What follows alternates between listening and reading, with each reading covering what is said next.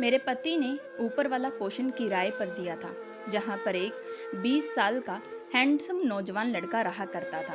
वह दिखने में किसी हीरो से कम भी नहीं था। मैं भी कभी कभार बहाने से उसके पास आया जाया करती थी, क्योंकि मेरे पति काम के सिलसिले से अक्सर दूसरे शहर में रहते थे। उन दिनों मैं बहुत ही ज़्यादा बोर हो जाया करती थी। अक्सर मैं बात करने के लिए उस लड़के के कमरे में चली जाया करती। वह लड़का यहाँ पर पढ़ाई के साथ साथ पार्ट टाइम जॉब भी करता था। उस समय मेरी उम्र पूरी 30 साल की थी। मैं दिखने में बेहद सुंदर सी थी और अभी मेरी शादी को पूरे 6 महीने ही बीत चुके थे।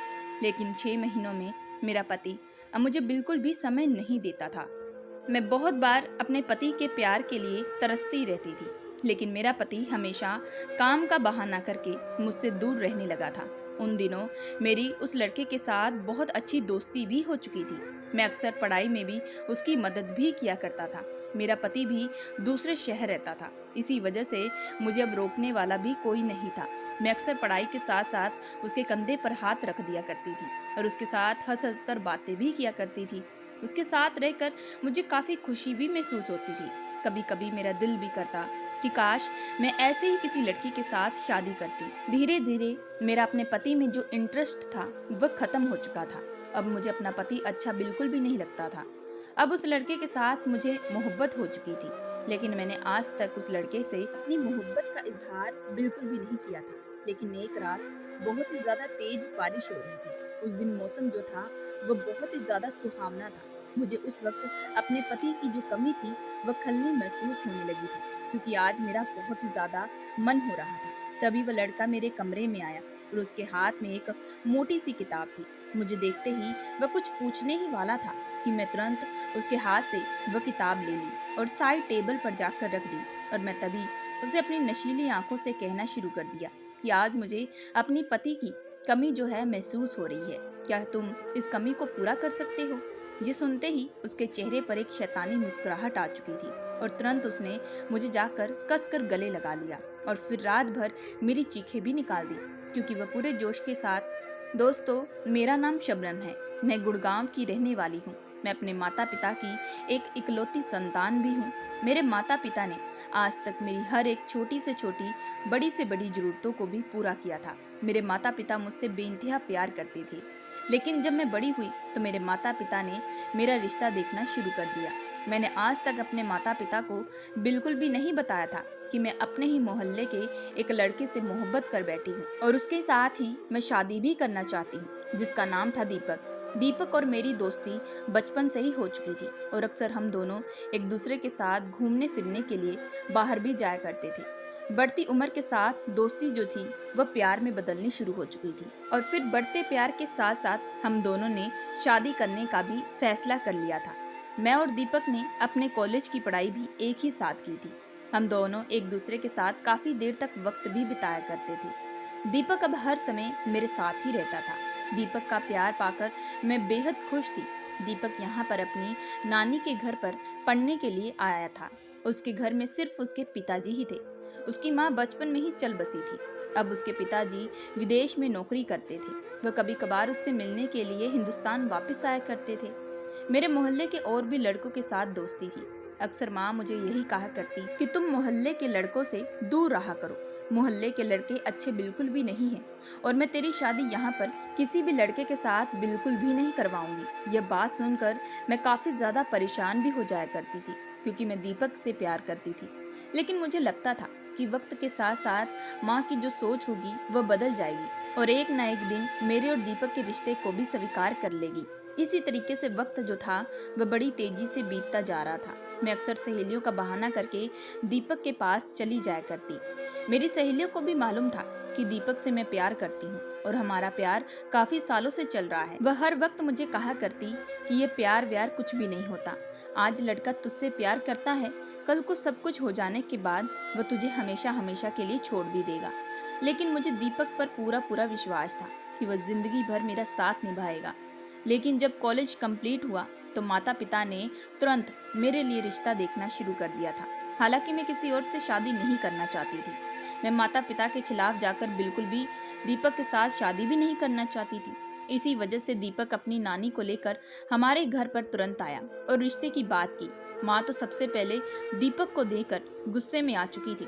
कहने लगी कि तुम आखिर कितना कमाते हो जो तुम मेरी बेटी के खर्चे उठा सको? क्या तुम उसे जिंदगी भर खुश रख सकते हो? तभी दीपक भी कहने लगा कि मेरी पढ़ाई भी खत्म हो चुकी है और जल्द ही मैं अच्छी सी कंपनी में कोई नौकरी भी कर लूंगा और उसके बाद मैं शबनम का हाथ थाम लूंगा और फिर उसके साथ शादी भी करूंगा।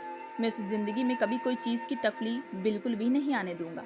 इस बात पर दीपक की नानी ने भी मेरे माता पिता को बहुत ज्यादा समझाने की कोशिश की थी कि बच्चे एक दूसरे से प्यार करते हैं, उनकी खुशी एक दूसरे में ही है। तभी मेरे पिता ने कहा कि जब तुम नौकरी कर लोगे तब जाकर कोई बात करना, अभी इन सब बातों का कोई भी फायदा बिल्कुल भी नहीं है। इसके बाद दीपक और उसकी नानी वहां से जा चुके थे। मैं अब घर पर बात करना भी छोड़ दी थी क्योंकि मुझे दीपक से मोहब्बत थी और मैं इसके साथ शादी करना चाहती थी। मैं अब हमेशा अब चुपचाप रहा करती थी। माता पिता भी यह सब अच्छे से देख पा रहे थे। उन्हें मेरे चेहरे पर उदासी देखना बिल्कुल भी पसंद नहीं था क्योंकि वह मुझसे बेइंतहा प्यार करते थे। वक्त के साथ साथ दीपक भी अब दिन रात मेहनत करने लगा था और उसने जल्द ही एक अच्छी सी कंपनी में नौकरी भी हासिल कर ली थी।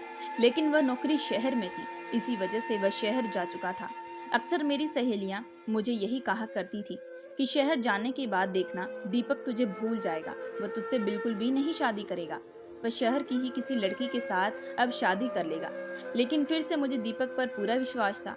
फिर पूरे 3 महीने के बाद दीपक वापस आया और उसने मेरे माता पिता के सामने फिर से हमारे रिश्ते की बात की।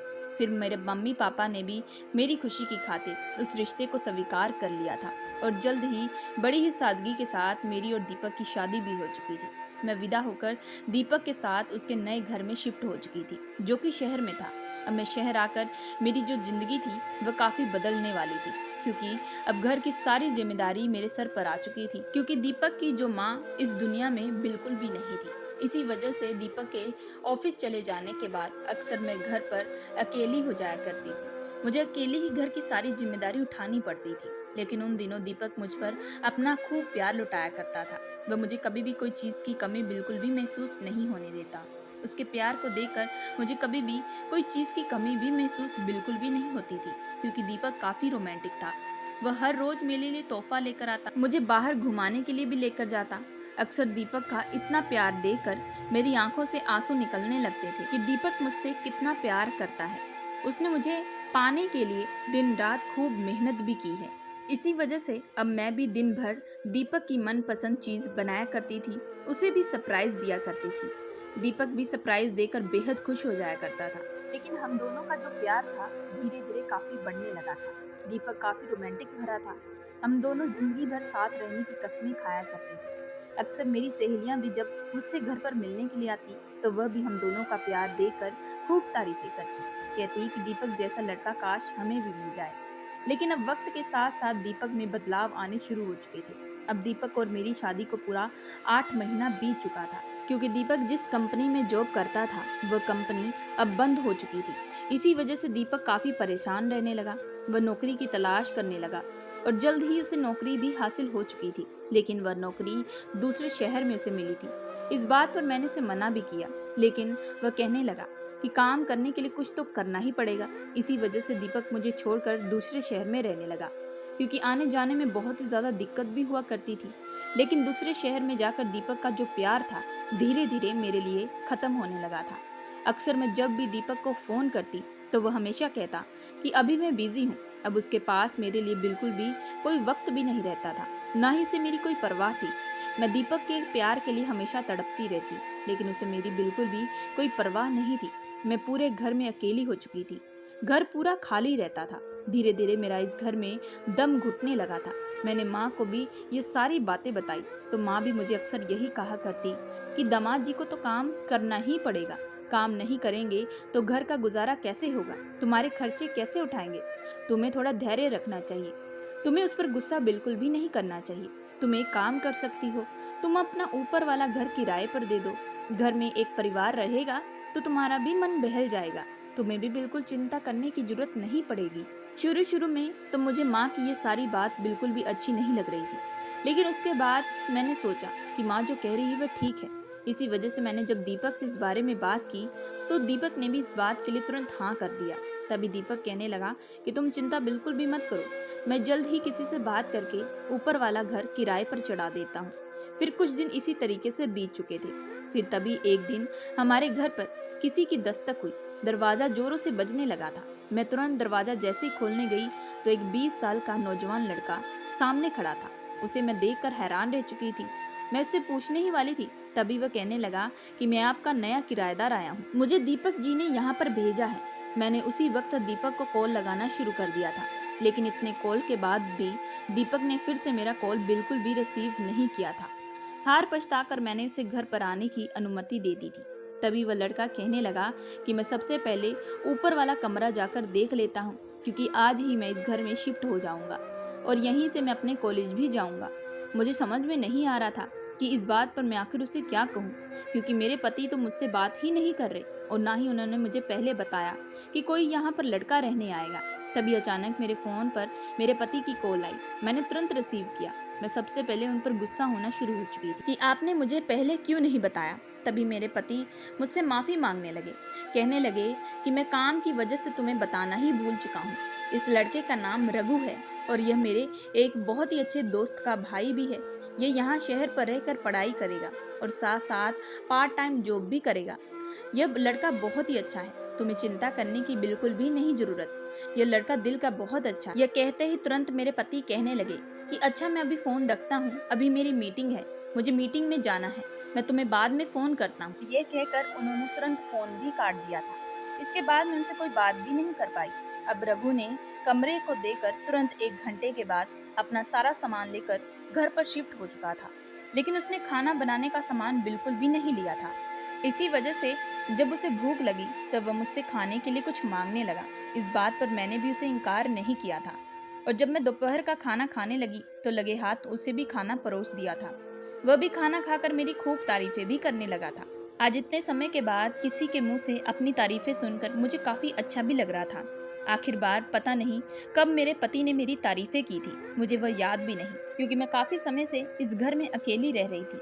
मैं तो पूरी तरीके से बोर हो चुकी थी। मेरा इस घर में दम घुटता था। उस दिन रघु और मेरी काफी देर तक एक दूसरे के साथ बात होती रही। रघु बहुत ही ज्यादा चंचल स्वभाव का लड़का था। उसके बहुत सारे सपने भी थे, वह सारे उसने मेरे साथ शेयर भी किए थे। दिखने में वह बेहद हैंडसम था। अब रघु ने दूसरे दिन से कॉलेज जाना भी शुरू कर दिया और उसके बाद जब शाम को वापस आता तो बाजार से ढेर सारी सब्जी भी खरीद कर लेकर आता। रघु के हाथ में सब्जी देखकर मैं हमेशा हैरान रह जाती। मैं अक्सर उसे मना भी करती, लेकिन तुरंत वह मुझे कहने लगता कि अब से आपको सब्जी वब्जी लाने की बिल्कुल भी जरूरत नहीं है। मैं कॉलेज से हमेशा जब वापस आऊँगा तब मैं सामान लेकर आ जाऊँगा। आपको बिल्कुल चिंता करने की जरूरत नहीं है। जो भी मंगवाना होगा आप मुझे बोल दीजिएगा। अब रघु भी किचन में मेरी मदद किया करता था। हम दोनों साथ में बैठकर रात का डिनर भी किया करते थे। रघु के आ जाने से इस घर में मुझे काफ़ी अच्छा भी महसूस होने लगता था। अब अक्सर रघु को मैं उसकी पढ़ाई में भी मदद किया करती थी, लेकिन उन दौरान मैं जब भी अपने पति को फ़ोन करती, उनसे बात करने के लिए परेशान रहती, तो वह मुझे बिल्कुल भी बात नहीं करती। हमेशा काम का बहाना करके मेरा तुरंत फ़ोन काट दिया करते। उन्हें बिल्कुल भी मेरी चिंता नहीं थी। अब मुझे अपने पति में जो इंटरेस्ट था वह खत्म होने लगा था। मुझे ऐसा लगता था कि शादी करने के बाद हर एक मर्द बदल जाता है। मुझे अपनी सहेलियों की बात याद आने लगी। उसे अपनी पत्नी की बिल्कुल भी परवाह नहीं थी। मैं भी अपने पति के बगैर जीना शुरू कर दी थी। मैं ज़्यादा से ज़्यादा वक्त अब रघु के साथ बिताया करती थी। रघु के साथ वक्त बिताकर मुझे काफ़ी अच्छा महसूस होता था। रघु भी अब घर के कामों में मेरी खूब मदद भी किया करता था। अक्सर हम दोनों संडे के दिन बाहर घूमने के लिए भी जाया करते थे। रघु जो मेरी दोस्ती थी वह काफ़ी गहरी होने लगी थी। वह दिल का स्वभाव का काफ़ी अच्छा था। वह भी मेरी बहुत इज्जत किया करता था। लेकिन एक दिन मेरी तबीयत बहुत ज़्यादा खराब हो चुकी थी। मैंने उस दिन अपने पति को बहुत बार फ़ोन भी किया और उन्हें कहा कि वह वापस मेरे पास आ जाए। मुझे इस वक्त उनकी सख्त ज़रूरत है। लेकिन जब उन्होंने मेरा फ़ोन रिसीव किया तो मैंने उन्हें यही कहा कि आप तुरंत काम छोड़कर वापस घर आए, मेरी तबीयत ठीक भी नहीं है। लेकिन तब वह मेरी बात सुनकर कहने लगी कि अभी मैं तुम्हारे पास बिल्कुल भी नहीं आ सकता। मेरे ऑफिस के काम में बहुत सारे अर्जेंट काम पड़े हुए हैं, मैं नहीं आ सकता। तुम एक काम करो, रघु से कुछ मेडिसिन मंगवा कर रख लो। ये कहते ही उन्होंने तुरंत फ़ोन भी काट दिया था। मैं उनसे बात करना चाहती थी, लेकिन अब मुझे समझ में आ चुका था कि मेरे पति के दिल में मेरे लिए अब कोई भी मोहब्बत बिल्कुल भी नहीं है और अब इस रिश्ते को मैं बिल्कुल भी आगे नहीं निभा पाऊंगी। मैं अब जल्द से जल्द इस रिश्ते से आज़ाद होना चाहती थी, लेकिन उसी दिन मैं बिस्तर पर पड़ी तड़प रही थी। घर पर कोई भी मौजूद नहीं था। जैसे ही शाम को रघु कॉलेज से वापस लौटा तो ढूंढता ढूंढता मेरे कमरे में आया। मेरी हालत देखकर मुझे तुरंत अस्पताल लेकर गया। डॉक्टर ने मुझे बताया कि मुझे पूरा 103 डिग्री बुखार हो चुका है और उसके बाद कुछ दवाइयाँ भी लिख कर दी गई और उसके बाद रघु को कहा कि घर पर जाकर इनके सर पर आप ठंडे पानी की पट्टियाँ करें ताकि इनका बुखार कम हो सके। घर आने के बाद रघु मेरे सर पर ठंडे पानी की पट्टियाँ करने लगा था और वह पट्टियाँ करते करते कब मेरे बगल में सो चुका कुछ मालूम नहीं। अब वह रोज मुझे टाइम टाइम पर दवा भी दिया करता था। अब कुछ दिन रघु ने कॉलेज से छुट्टी भी ले ली थी ताकि वह घर पर रहकर मेरी देखभाल कर सके। वह किचन में जाकर खुद मेरे लिए खाना भी बनाकर तैयार करता। बुखार की वजह से मुझ में बहुत ज्यादा कमजोरी भी महसूस हो रही थी, लेकिन उस वक्त रघु ने ही दिन रात मेरी सेवा की थी। रघु की तरफ से इतनी परवाह देकर मुझे रघु से लगाव होने लगा था और धीरे धीरे मुझे रघु से मोहब्बत भी हो चुकी थी, लेकिन मैंने अभी तक रघु से अपने प्यार का इजहार बिल्कुल भी नहीं किया था। मैं ठीक होने के बाद अक्सर रघु के साथ और भी ज्यादा वक्त दिया करती थी। मेरा पति तो अब हर महीने मेरे अकाउंट में पैसे जमा कर दिया करता था। उसे मुझसे कोई भी लेना देना नहीं था और उन पैसों से मैं रघु के लिए अब कपड़े भी खरीदने शुरू कर दिए थे। अक्सर रघु ये सब देखकर मुझे इनकार भी करता कि मुझे इन सब चीज़ों की बिल्कुल भी कोई जरूरत नहीं है, लेकिन मैं हमेशा खुशी खुशी उसके लिए ये सब किया करती थी। रघु के साथ मैं उस घर में बेहद खुश थी। मैंने सोच लिया था कि अब रघु को मैं अपने प्यार का इजहार करके ही रहूंगी। मैं और ज़्यादा वेट बिल्कुल भी नहीं करना चाहती थी, लेकिन उससे पहले ही एक दिन पहले मेरा पति अब घर वापस आ चुका था और अपने पति को यहाँ पर अचानक देखकर मैं बेहद हैरान रह चुकी थी। जैसे ही मेरे पति कमरे में आया तो वह मुझे कसकर गले लगाने ही वाला था तो तुरंत मैंने उसे अपने आप से दूर किया। मैंने कहा, जब मुझे तुम्हारी जरूरत थी तब तुम यहाँ पर मौजूद नहीं थे। तुम्हें सिर्फ और सिर्फ अपने काम की पड़ी थी और अब यहाँ पर क्या करने आए हो? तुम बस अब दिन रात काम ही करो। मुझे अब तुमसे कोई भी लेना देना नहीं है। मेरे मुंह में उस वक्त जो आ रहा था मैं गुस्से से बोलते जा रही थी और ये कहकर मैं तुरंत कमरे से जा चुकी। उस वक्त शायद मेरे पति को भी अपनी गलती का एहसास हो चुका था, लेकिन अब क्या फायदा था? मुझे तो अब किसी और से मोहब्बत हो चुकी थी। मैंने सोच लिया था कि मैं अपने पति को छोड़ दूंगी और रघु के साथ शादी करूंगी। मैं रघु के साथ अपनी जिंदगी बिताना चाहती थी, लेकिन रघु जो था वह पढ़ाई की वजह से ज्यादातर बिजी रहने लगा और मैं घर पर उसके साथ इन सब चीजों के बारे में बिल्कुल भी बात नहीं कर पा रही थी। इसी वजह से मैं चाहती थी कि मैं रघु को बाहर लेकर जाऊं और बाहर जाकर उसे सरप्राइज दूं और अपने प्यार का भी इजहार करूं। इसी वजह से मैंने एक दिन पहले ही रघु को कह दिया था कि कल तुम मुझे मार्केट लेकर चलना। तुम मुझे अपने साथ लेकर चलोगे तो मुझे काफी खुशी महसूस होगी। रघु ने भी खुशी खुशी इस बात पर हामी जताई। जैसे ही हम दोनों बाहर गए तो बाहर जाकर मैंने एक पार्क में रघु को अपने प्यार का इजहार भी कर दिया। खुशी के मारे मैंने उसे कसकर गले भी लगा लिया, लेकिन रघु उस वक्त ये सारी बातें सुनकर हैरान रह चुका था। उसने तुरंत मुझे अपने आप से दूर करने की कोशिश की, लेकिन मैंने तभी उसका हाथ पकड़कर कहा कि मैं तुम्हारे साथ शादी करना चाहती हूँ, जिंदगी भर साथ रहना चाहती हूँ। मैं अपने पति को छोड़ना चाहती हूँ। मेरा और मेरे पति के साथ रिश्ता सिर्फ नाम का रह चुका है। इसी वजह से मैं तुम्हारे साथ अपनी पूरी जिंदगी बिताना चाहती हूँ। तुमने मेरे बुरे वक्त में भी मेरी मदद की थी। तुम्हारी आंखों में मैंने अपने लिए परवाह और चिंता देखी थी। मैं उस वक्त रघु के प्यार में इतनी पागल हो चुकी थी कि मेरे मुंह में जो आ रहा था मैं खुशी से उसे बोलते जा रही थी। लेकिन इस वक्त रघु मुझ पर चिल्लाने लगा, कहने लगा कि आप ये सब बातें कैसे सोच सकती हैं? मेरी बात तो सुन ले। मैं आपकी बहुत इज्जत करता हूँ और आपकी चिंता भी करता हूँ। इस वजह से आप मेरे भाई की दोस्त की पत्नी हैं। इसी वजह से मैं आपके साथ फ्रेंडली था। मुझे भी आप बेहद अच्छी लगती हैं, लेकिन मैंने आज तक आपके लिए अपने दिल में कभी भी गलत तरह की फीलिंग्स बिल्कुल भी नहीं जताई और ना ही मैंने आपको कभी गलत निगाह से देखा। तभी रघु ने कहा कि आपके पति आपसे बेहद प्यार करते हैं। इस बात पर मैं तुरंत भड़क पड़ी। तभी रघु कहने लगा कि इस बारे में आपको कुछ भी मालूम नहीं। जब वक्त आएगा तब आपको अच्छे से समझ में आ जाएगा और आपको जल्द ही पता भी चल जाएगा। बस आप अपने पति के पास वापस चली जाएं और उनके साथ खुशी खुशी अपनी जिंदगी बिताएं। अगर इस बात के बारे में किसी को भी कुछ मालूम हुआ तो हम दोनों की खूब बदनामी भी होगी। रघु इस वक्त मुझे रास्ते में छोड़कर जा चुका था। मैं वहीं बैठकर खूब रो रही थी, उस पर चिल्ला भी रही थी, लेकिन उसे मेरी बिल्कुल कोई परवाह नहीं थी। मुझे समझ में नहीं आ रहा था कि मैं क्या करूं, क्योंकि मैं अपने पति के साथ अब आने वाली ज़िंदगी बिल्कुल भी नहीं बताना चाहती थी और जिससे मुझे प्यार हुआ था वह मुझे रास्ते में छोड़कर जा चुका था। हार पछताकर जैसे ही मैं शाम को घर वापस पहुंची, तभी मैंने देखा कि मेरे पति ने पूरे घर को अच्छे तरीके से सजाया था। यह माहौल देखकर मुझे अपने पुराने वाले दिन याद आने लगे, लेकिन उस वक्त मैं ये सब देखकर हैरान रह चुकी थी। तभी उस वक्त मेरे पति ने मेरा हाथ पकड़ा और कहने लगे कि यह सब मैंने तुम्हारे लिए किया है। लेकिन उस वक्त मेरी आंखें रघु को ढूंढ रही थी। मैंने तभी कहा कि रघु कहाँ है? तभी मेरे पति कहने लगे कि वह तो यहाँ से कब का जा चुका है। मैंने कहा कि मतलब क्या है आपका? तभी वह कहने लगे उसने तो मुझे पहले ही बता दिया था कि वह कुछ दिनों के बाद यह घर छोड़ने वाला है, लेकिन आज वह इतनी जल्दी घर छोड़कर चला जाएगा ये मुझे बिल्कुल भी मालूम नहीं था। मैं अपने पति की बात सुनकर अच्छे से समझ चुकी थी कि रघु ने यह सब कुछ जानबूझकर किया है। वह मुझसे दूर रहना चाहता है। उसे पता है कि इस बात के बाद हम दोनों एक छत के नीचे बिल्कुल नहीं रह सकते। उस वक्त मेरी आंखों से आंसू बह रहे थे। तभी अचानक मेरे पति ने मेरा हाथ थाम लिया और माफी भी मांगने लगे कहने लगे ये सब मैंने तुम्हारे लिए किया था। मैं तुम्हारे लिए दिन रात मेहनत कर रहा था। मैं तुमसे दूर रहकर थक चुका था। इसी वजह से मैंने दूसरे शहर नौकरी की, जिसके बदले मुझे काफी अच्छी इनकम भी हुई। मैंने सोच लिया था कि मैं जल्द ही पैसे कमाकर अपने घर के पास ही कोई बिजनेस करूंगा। मुझे कभी भी तुमसे दूर न जाना पड़े। मैं मानता हूँ कि तुम जब बीमार पड़ी थी मैं तुम्हारे पास मौजूद नहीं था, लेकिन मैं क्या कर सकता था, मेरी मजबूरी थी। मैं बिल्कुल भी नहीं चाहता था कि मैं जिंदगी में तुम्हें कभी कोई चीज़ की परेशानी दूं। मैं तुम्हारे लिए दिन रात मेहनत कर रहा था। उस वक्त काफ़ी घंटे बैठकर मेरे पति ने मुझसे माफ़ी भी मांगी और हर एक बात अच्छे से विस्तार से बताई।